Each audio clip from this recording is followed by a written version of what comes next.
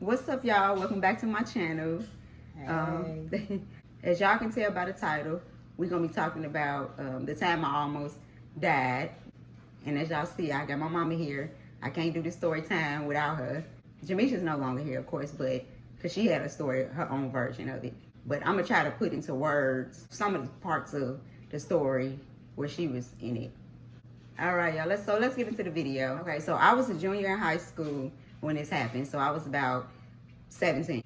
I had just started working through my school work study program. I was doing, office work at the front desk. Yeah, I was so excited.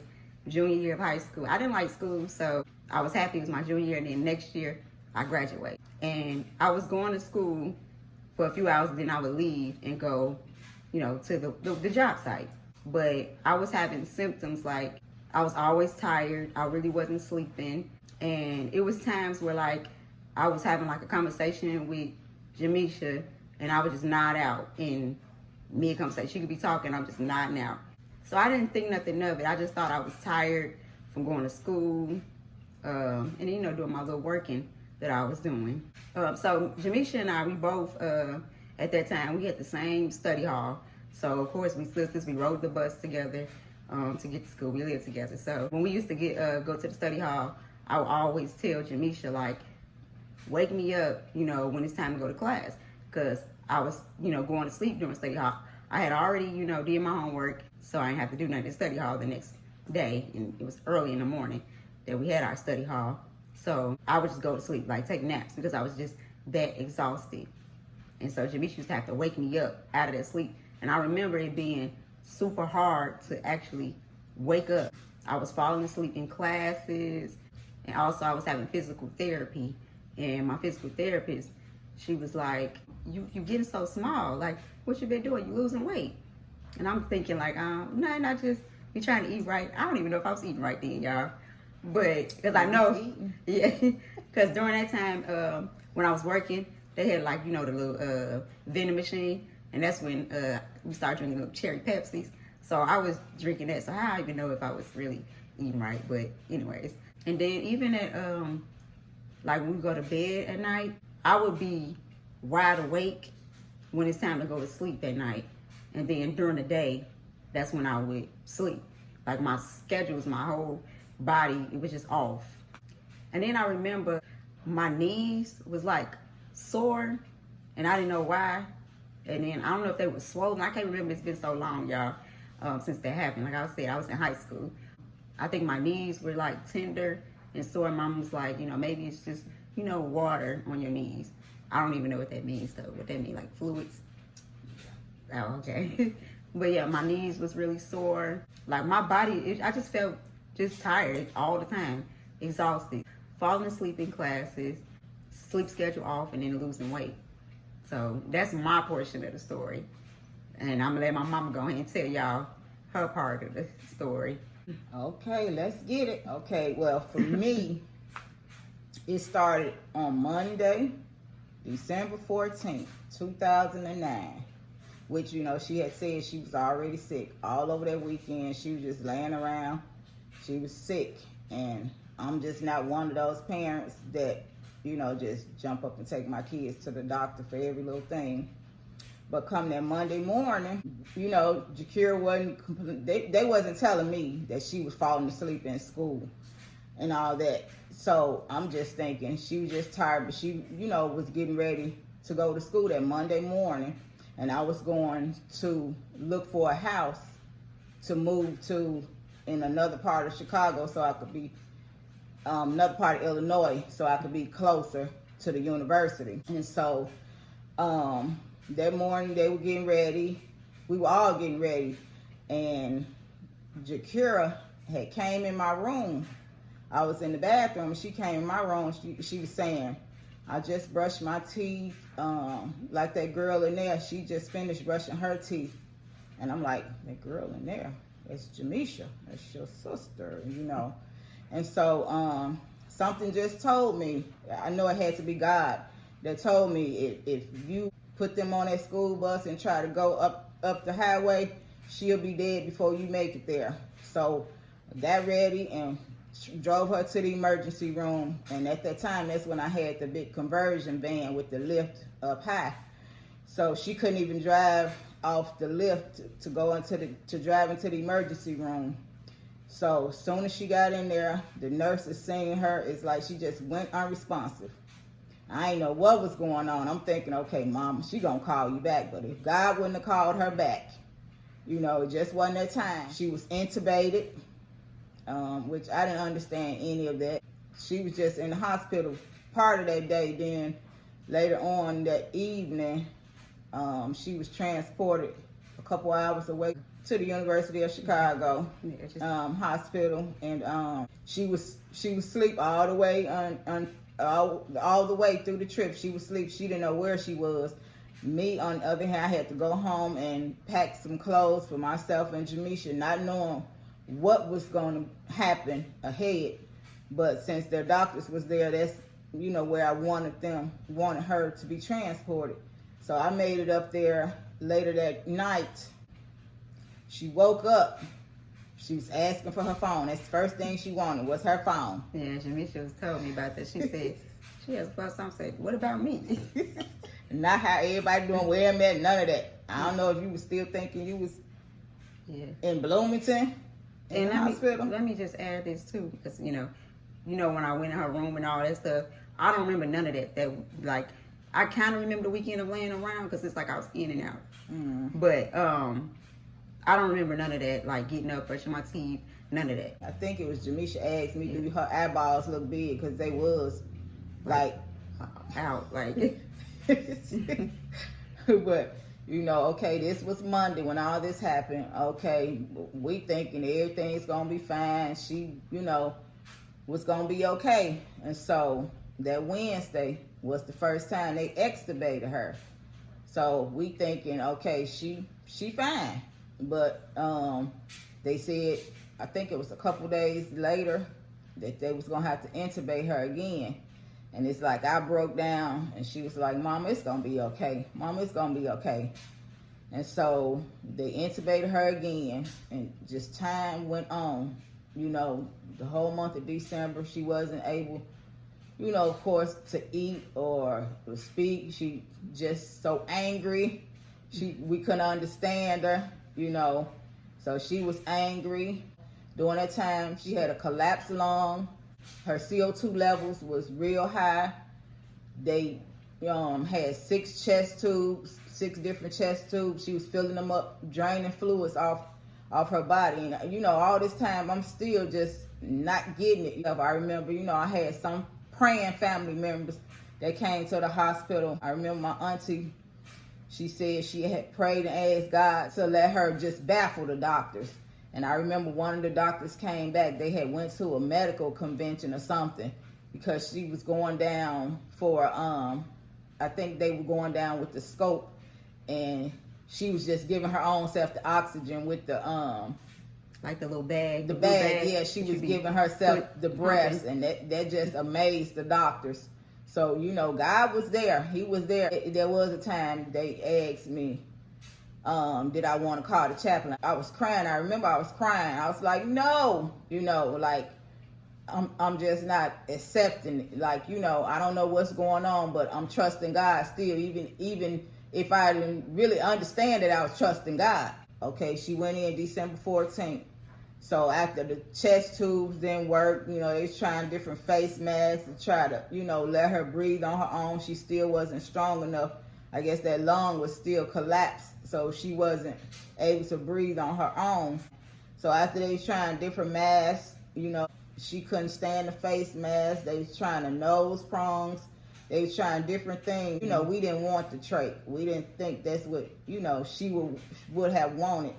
So it was January 30th, her 18th birthday, 2010. I will never forget that. She still, we did a little something for her in the hospital. We had family, everybody, and people. A lot of workers in the hospital. They would come to her room. She made, we had a lot of nice people around. I remember one time though, because she was just at one point she wanted to go home. She That's was all just I was mad saying. at everybody. Wanted to go home. I wrote to my mom and I wanted to go home. And I remember I told one of the nurses, I was like, I know she getting on y'all nerves, but y'all getting on her nerves too. She looks at me like, oh, excuse me. But yeah, you think we want to be here? Yeah, and at the time, y'all, I was 17. I'm still kind of a brat, but I was really a brat then. And that was my first time ever being in the hospital, like from being really sick. So I understand I needed patience to be patient. I was very young. It was scary. And every time I put on a movie in the hospital, it most of the time be Love and Basketball. Here they come. Got to do something. So yeah, I was very angry during that time. But that was the first time I ever been that sick. I mean, because we was there for a while. She had a hospital teacher. They was faxing their homework because Jamisha was staying at a family member's house, at my cousin's house. The principal of the school back in Normal, he told me we gonna have to kick them out of school because technically you live in Chicago. I said, no, you're not, because technically we live there where I just paid my rent at, and you're not kicking them out of no school. I don't know, people just be trying me all the time. And so anyway, as time went on, it was after her 18th birthday. It was 5 days later, February 4th, 2010 is when she ended up getting the trach. And so, we was going through the motion, getting her used. I remember when she came back from getting the trach. Whew. And I just stood there. I was like froze, and I just looked up, and I just had to go out the room. I went down to the bathroom and just cried, because I'm like, I don't know what's getting ready to go on. Like, I don't know what our lives is getting ready to be. Before I got, like when I was going through the process of getting it, I just remember, I don't know if you remember this, but sitting beside you just crying after I made the decision to sign the papers to get the trach. Do you remember that? How we just kind of was real emotional because I didn't know nothing about a trach. And like my mama said when she said they went to the bathroom, Jamisha she told me afterwards, she was like, we sitting here crying and stuff. I'm looking like she ain't crying. What we crying for? I mean, it just kind of came naturally. Like it helped my body. I just can only imagine being a mom and seeing your child with this. Now you got a hole. Like, don't know what it's all going to, be like. And so even with that, like with, the social worker in the hospital, she's like, you can't take care of the both of them by yourself. I'm like, I've been doing this for years now. So, different people, they made me get home health care nurses to come out. I had to get some kind of line to be ran in the house. Like I thought it was gonna stop the power from going out, or like a generator or something. No, that didn't happen. But and thank God for a couple friends I had from the church I was going to at the time. Well, I had met going to that particular church. They went over and got her room ready before we got home, because during that time after she got the trach on February 4th, she was moved to another floor. When they were saying she was getting better, she was moved up a floor. So I remember, still doing my thing. I remember perming her hair in the hospital. Got on that sink, put up on the sink while she had the trach. And so, going through that, I guess, but either way it goes, without God, I wouldn't have been able to do it. And I still won't be able to do it if it wasn't for the help of the Lord. And finally, 4 months to the date later, April 14th, 2010, she went home. We went back home. All this, really, what led up to all this, it ended up being an upper respiratory infection. Yeah, it was a lot. It was a lot. Jakira wanted me with her, and, Jamisha was scared at that time, too. I didn't realize how scared she really was at that time and how alone she felt. So she went back, and Jamisha went on and finished school her sophomore year.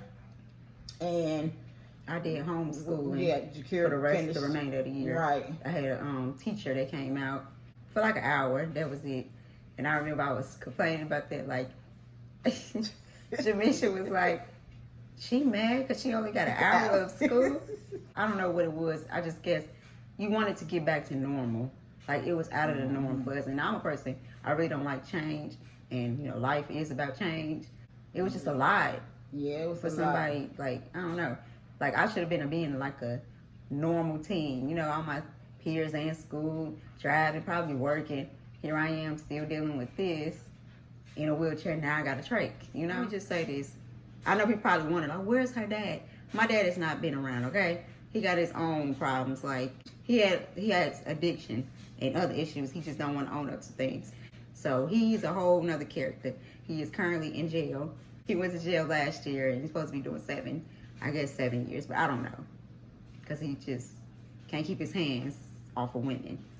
So that's what my daddy was. And he clowned in the hospital when I was there. And my mama, I had already told the nurses that he was gonna do exactly what he did. yeah. And he did, and had to be put out the hospital. And he wasn't in me and Jamisha's life like that. And So he was married too. yeah, they was married at one point. So I never told my channel this because I just don't include him because clearly he's not around. So my mama was dealing with a lot when I was in the hospital. Him and then her daughters and stuff. So, you know, it's been a lot. Going back and forth 2 hours away to get more clothes and just to kind of get a break, you know, and spend time with Jamisha too. And, you know, I would leave the hospital and go and try to take care of business. And I think a nurse commented like I wasn't never there. And I was there doing their jobs. Like, I tell you, people just be talking. Thank God she's still here, a living testimony. This is a miracle. God is still in the miracle business. So that happened when I was 17, y'all. Went in December 14th, 2009, and got out of the hospital April 14th, 2010. So I spent 4 whole months in there, and it was so much, y'all. And we moved back to the Chicago area. Yeah. And then I went to school my first year with the trach, y'all. Because remember, I finished school at home for like the last couple months, May, June, April, about May. a little over a month. So I went to whole new school with the trach. Yeah, it was an adjustment, y'all. It was really an adjustment. It's been a long ride with this whole trach situation. Like, and then, you know, ending that year, December 14, 2010, I lost my mother. yeah, whole So year it's later like to the date. Like, wow, you know, we have to go through these things, this life, Yeah. you know. Oh yeah, one more thing I want to add. When I was working, y'all, at the little job site, I was irritated too, even with the lady. I kind of got snappy with her. And CO2 levels was up. yeah, my CO2, yeah. I learned about that too when I got sick. Like, how I was incoherent, basically. Like, I was in and out. Like, that's how tired and I was irritated. I just didn't understand what was going on. So I kind of got, like, snappy with that lady. And I feel bad when I think about it. But I didn't understand at the time what was going on. But she asked me to do something. And I said, I just got snappy with it. Like, and I don't even understand. It wasn't necessary. But, again, I was real sick. I was pretty much almost out of my mind. Don't be like me. Don't ignore the signs and the symptoms. Like what Mama said. Right. She didn't type to take us. Yeah, I wasn't telling her. He wasn't telling me that I was falling asleep. Really, you know. In school. I don't know why. I guess we wasn't thinking none of it. Right. But I hope y'all enjoyed this video. Make sure y'all comment below. You know, leave y'all love. Tell me what y'all think about the story time. We appreciate y'all. Thank y'all for watching. And y'all just catch me or us in the next video. Bye, y'all. Be blessed.